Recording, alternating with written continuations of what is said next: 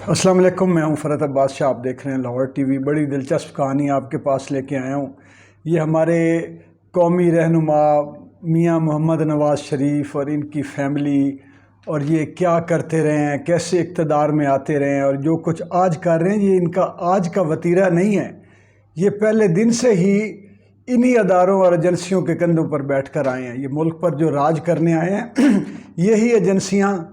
और यही सियासतदान, ये जो मुल्क के ऊपर जो है वो काबिज़ रहे हमेशा, हुकूमत छोड़ने पे आते ही नहीं हैं। 89 में जब बेनज़ीर साहबा की हुकूमत है, ये बड़ी दिलचस्प, मैं आपको इनका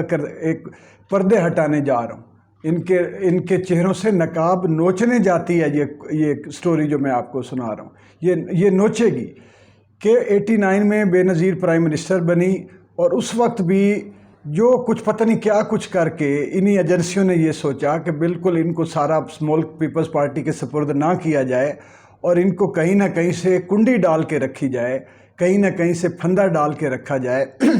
तो इन्होंने नवाज़ शरीफ को पंजाब गवर्नमेंट दे दी। और उसके बाद क्या हुआ कि मुसलसल इस बात पर लगे रहे कि बेनज़ीर के ख़िलाफ़ अदम एतमाद मंजूर की जाए और इसको हटाया जाए, और या जतोई को लाया जाए। और जतोई के भी ये राज़ी नहीं थे। जतोई साहब मुस्लिम लीग नून में थे शायद उस वक्त गालिबन। अब ये 30 साल पुरानी 35 साल पुरानी बात आपको बता रहा हूँ। उस वक्त जो है, और मियां मोहम्मद नवाज़ शरीफ चाहते थे कि नहीं, पार्टी के किसी और बंदा प्राइम मिनिस्टर ना बने, मैं ख़ुद बनूँ। और लोगों ने भी इनको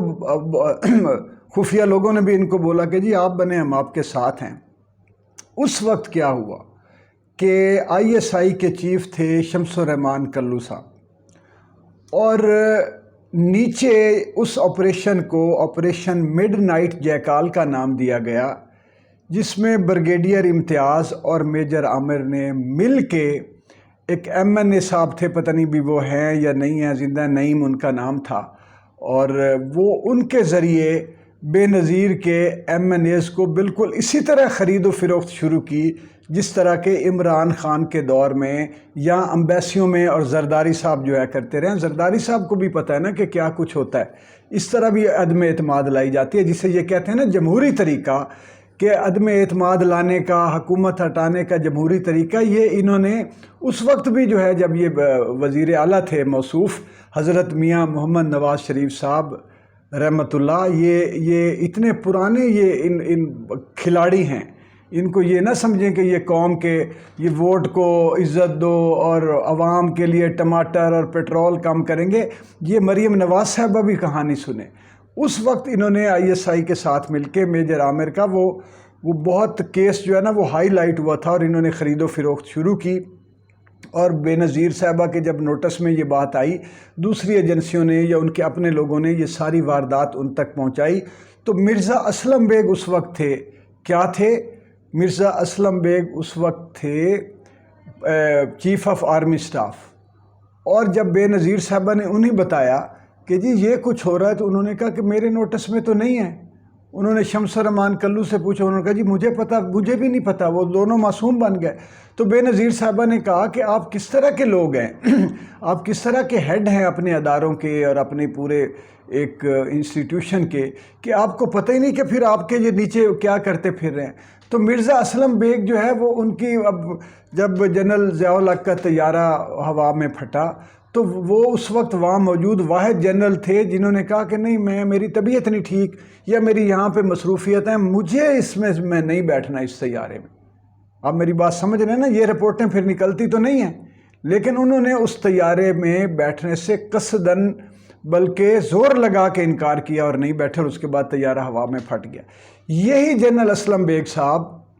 ने, मैंने एक अपने TV प्रोग्राम में जब ये बात की इनसे कि आपने तो 50 लाख रुपया अल्ताफ़ हुसैन को भिजवाया था कि मैं रिटायर हो रहा हूँ, इसके बाद मुझे आपने MQM में शामिल करना है और सेनेटर की या कोई सीट आपने मुझे देनी है, और उन्होंने ये कह के वापस कर दिया कि हमें आपकी ज़रूरत नहीं है, हमें आप जैसे लोगों की ज़रूरत नहीं है MQM को, इसलिए गुड बाई। और जब मैंने इनसे सवाल किया तो इनकी आंखों में आंसू आ गए, और इन्होंने बड़ा शोर मचाया कि ये इन्फॉर्मेशन जो है वो देखें जी, ये तो सीक्रेट इन्फॉर्मेशन थी, ये था वो था। तो दूसरा, और ये इन्फॉर्मेशन जो है मुझे ब्रिगेडियर हामिद सईद साहब ने दी थी कि ये हज़रत तो ये करते फिरते रहे हैं, یہ تو بننا چاہتے تھے سینیٹر، جب چیف آف آرمی اسٹاف تھے اس وقت انہوں نے کوششیں شروع کر دی تھی، اور جو بے نظیر کے خلاف جب آنا تھا، یعنی کہ لایا جا رہی تھی یہ جو تحریک عدم اعتماد، اور باقاعدہ خرید و فروخت کی جا رہی تھی، اور میجر عامر نے وہ کیا کیا کہ وہ ریکارڈ کر رہے تھے اس وقت بھی ریکارڈنگز کی گئیں کہ کس کو کتنے پیسے دیے گئے، کس کو کیا گیا، اور بریگیڈیئر امتیاز ساتھ تھے۔ پھر بے نظیر جو ہے نا وہ ایکٹیو ہوئی، انہوں نے شور مچایا، اور پھر یہ کیس ہو گیا ان پہ۔ پھر منیر احمد جو اس وقت اسلام آباد میں اے پی میں ہیں اور پاکستان کے بیورو چیف ہیں، انہوں نے یہ کتاب لکھی یہ سوچ کے کہ یار یہ ہمارے ملک میں یہ کب انٹیلیجنس ایجنسیوں کا سیاسی رول ختم ہوگا؟ اگر یہ سیاست میں الجھے رہے تو دشمن جی ایچ کیو میں جا گھسے گا۔ ان کی ساری توجہ تو ملک کی سلامتی کی طرف ہونی چاہیے، ان کی ساری آنکھ تو ہر وقت جو ہے وہ ٹکی رہنی چاہیے ملک دشمن عناصر پر۔ یہ ان ایکٹیویٹیز میں کیوں مبتلا ہوتے ہیں؟ تو انہوں نے یہ سوچ کے کتاب لکھی، اور پورا اس میں کچا چٹھا بیان کیا کہ کس نے کس وقت کس کو بلایا، کس کی ویڈیو ریکارڈ کی، کس نے کتنے پیسے دیے، کون کون غداری کر رہا تھا محترمہ بے نظیر صاحبہ سے، اور یہ سارا کچھ کہاں جا رہا تھا۔ یہ پوری اس کتاب میں آئی۔ تو پھر ہوا یہ کہ انہوں نے مقدمہ کر دیا درج، وہ ایک کوئی اور انجینئر ممتاز شاید ان کا نام تھا، ان کے ذریعے کتاب پر کہ جی یہ ٹاپ سیکرٹ انفارمیشن کہاں سے نکل گئی۔ وہ پھر بریگیڈیئر اعجاز پہ بھی ہوا، بریگیڈیئر امتیاز پہ مقدمہ ہوا، منیر احمد پہ ہوا، اور میجر عامر پہ ہوا، اور بریگیڈیئر امتیاز گرفتار بھی ہوئے پھر، اور چوتھا بندہ کوئی تھا مجھے اب اس وقت یاد نہیں آ رہا، بریگیڈیئر امتیاز گرفتار ہوئے، اور یہ جو میجر عامر جو ہے وہ رفو چکر ہو گئے، اور کلو صاحب نے جو آئی ایس آئی کی چیف، انہوں نے بھی انکار کر دیا کہ جی مجھے تو نہیں پتہ۔ انہوں نے کہا جی بعض اوقات ہوتا ہے کہ نیچے آپریشنز ہو رہے ہوتے ہیں، ادارے اور لوگ اپنا کام کر رہے ہوتے ہیں، تو ہمیں کئی دفعہ انفارمیشن نہیں ہوتی، وہ انڈیپینڈنٹلی کر رہے ہوتے ہیں۔ تو یہ ایک ملک کی آپ پوری حکومت بدلنے جا رہے ہیں، اور ادارے کے سربراہ کو پتہ ہی نہیں ہے، وہ کہہ رہا ہے کہ مجھے تو پتہ نہیں، میجر عامر کے اتنا بڑا وہ کام وہ کر رہے تھے وہاں پہ سارا، وہ بھی ان کو نہیں پتہ چلا، بریگیڈیئر امتیاز کی انوالومنٹ کا بھی پتہ نہیں چلا، اور اس کے بعد جو ہے جو کچھ میجر اپنا چیف آف آرمی اسٹاف اس وقت کے بیگ صاحب جو ہے، اسلم بیگ صاحب جو ہے، انہوں نے بھی لا علمی کا اظہار کر دیا۔ تو لیکن میاں محمد نواز شریف صاحب جو ہے وہ ایکٹیو رہے، اور جب ان کی حکومت آئی تو وہ سارا کیس فنش کر دیا گیا، اور بریگیڈیئر امتیاز جو ہے وہ شاید غالباً اس وقت ریٹائرڈ ہو گئے ہوئے تھے، تو جب یہ اس میں شامل تھے اس کے بعد ان کو آئی بی کا ہیڈ بنایا گیا، چیف بنا دیا گیا اس کے بدلے میں، کہ خیر خائی اور مدد اور تعاون کے بدلے میں۔ کیس بھی رفو چکر ہو گیا، 3 سال کے بعد ختم ہو گیا، کیس کر دیا گیا، اور یہ جو بریگیڈیئر صاحب تھے ان کو آئی بی کا چیف بنا دیا گیا۔ تو یہ آج کی جو صورتحال اس وقت ہے یہ ان اداروں کے لیے نئی نہیں ہے، اور میں نے آج یہ جو بتایا جا رہا تھا سنا ہے کہ جی عمران خان سے یہ وعدہ کیا گیا تھا کہ آپ ادارے کو اس طرح نہ نام لیں، لوگوں کے نام لیں، اداروں کی ساکھ خراب ہوتی ہے۔ میں تو یہ سمجھتا ہوں کہ یہ ایسے کام کرنے سے اداروں کی ساکھ خراب ہوتی ہے، تو یہ کام نہ کیے جائیں۔ یعنی کام کے سامنے آنے سے، اگر جس کام کے سامنے آنے سے ادارے کی ساکھ خراب ہوتی ہے تو وہ کام ہی نہیں کرنا چاہیے۔ جو آپ ووٹ امانت ہے ملک کی، قوم کی، جمہوریت کا ایک آپ اگر کہہ رہے ہیں، تو جمہوریت کو جب آپ اس طرح انجینئر کریں گے تو وہ اس سے ساکھ جو ہے وہ یعنی برباد نہیں ہوگی کہ ہمارا اس ادارے کا تو کام ہی کوئی نہیں ہے کہ وہ سیاسی سرگرمیوں میں حصہ لے یا سیاسی انجینئرنگ کرے، کس کو لانا ہے کس کو نہیں۔ لیکن یہ پرانی یہ روایت جو ہے وہ اب دہرائی جا رہی ہے۔ لیکن اس وقت مجھے منیر احمد نے، بھائی آپ میری جب بات ہوئی تو انہوں نے بڑے مزے سے کہا، جب یہ پچھلے دنوں صحافیوں کی گرفتاری، تو انہوں نے کہا جو فرد بھائی آپ کو یاد ہے کہ ہم ساری رات کبھی ادھر رہے کبھی ادھر رہے، خوف میں بچے، فیملیز، اور ہمارا یہ تھا کہ ہم نے تو سچ بولا ہے۔ میں ان کے ساتھ کچھ پیشیوں پہ اسلام آباد بھی جاتا رہا، پنڈی کی ایک عدالت میں تھا، تو مجھے تو ان کی ساری صورتحال کا پتہ تھا وہ کتنے گھبرائے ہوئے ہیں، ڈرے ہوئے ہیں۔ آج انہوں نے بڑی دلچسپ بات کی، انہوں نے کہا اب تو ان کے ہمارے جو اس وقت تو اتنی فیسلٹی ہے کہ کسی کے محلے میں پولیس کی گاڑی کسی اپنے کام سے بھی گھس جائے تو وہ ٹویٹ کر دیتے ہیں بیٹھ کے یہ مجھے پکڑنے وہ ہمیں تو اس وقت تو اس طرح کی نہ چیزیں تھیں نہ صورتحال، وہی اخبار وہی ٹی وی ریڈیو کنٹرول میں تھے سارے ان کے، اور کوئی بندے کسی کو کوئی لے بھی جاتے تھے تو پتہ ہی نہیں چلتا تھا کہ کون لے گیا کہاں لے گیا،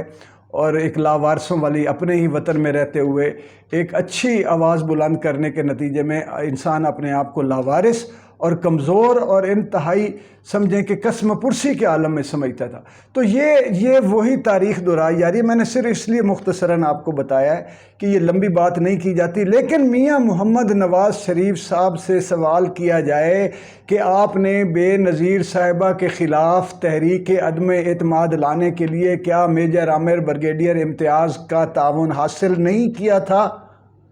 یہ سوال کیا جائے۔ میں سوال کرتا ہوں، یعنی اس وقت تحریک عدم اعتماد ہی لا رہے تھے آپ، ایک جمہوری عمل کر رہے تھے، لیکن کن کے سہارے پہ وہ ایم این ایز کس کے ذریعے خریدے جا رہے تھے؟ اس وقت کے میجر عامر کے ذریعے جو آئی ایس آئی میں تھے، بریگیڈیئر امتیاز کے ذریعے بھی مجھے کنفرم نہیں ہے، 35 سال پرانا، اور یہ 93 میں تو یہ کتاب چھپی ہے، تو یہ اتنا پرانا واقعہ میں ڈیٹیل جو ہے ابھی کتاب تلاش کر کے وہ بھی کر لوں گا، لیکن منیر احمد موجود ہیں، ان کو ڈیٹیل ان کے پاس ساری ڈیٹیل ہے، ان کو یاد ہے چونکہ انہوں نے لکھی، پھر انہوں نے 3 سال مقدمہ جھیلا، اور لیکن اس وقت نصیر الدین بابر تھے، انہوں نے اس میں